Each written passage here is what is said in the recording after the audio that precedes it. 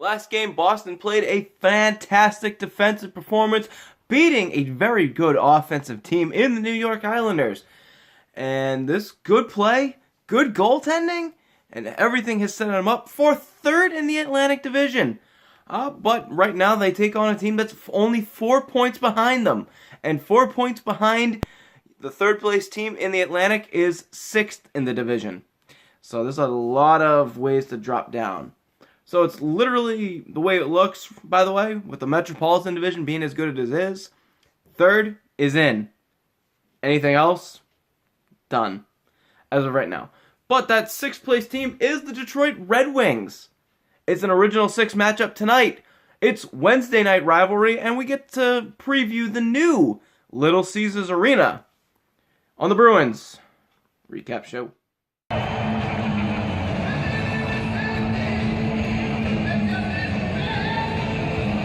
So we're going to start things off this time around in the second period. There was no scoring in the first. Boston playing really bad in the first, only getting 2 shots. But goaltenders for tonight, it's 2 U's, 2 K's, Tuukka Rask, who's just casually won his last 4 starts since the goaltender controversy of last couple of weeks.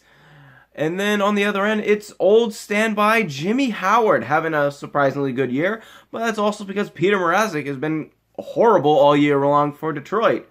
So we start things off in the second period, and it's already off to a booming start as we got a bad call by the officials here. Patrice Bergeron gets completely tripped over and doesn't move his stick at all, just falls to the ice, and the Detroit player who trips him trips over Patrice Bergeron's stick. And that's your penalty. That's your threshold. Bullshit! Terrible call here. Because Bergeron didn't do nothing to trip the guy. He was literally just tripped, and then the other guy fell over the stick. Just not a good call at all.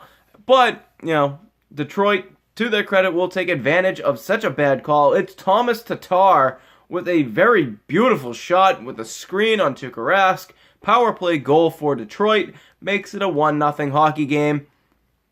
And we will go to the third period. In the third period, Boston will try it up, and I've said it once. I've said it twice. I've said it probably 100 times this year. Good things happen when you go to the front of the net. And that's what happens for Noel Acciari. Detroit will win the faceoff, but Boston will crash and jam. Timmy Schaller takes it to the front. It bounces around. Acciari finds it, scrapes it, and pops it in.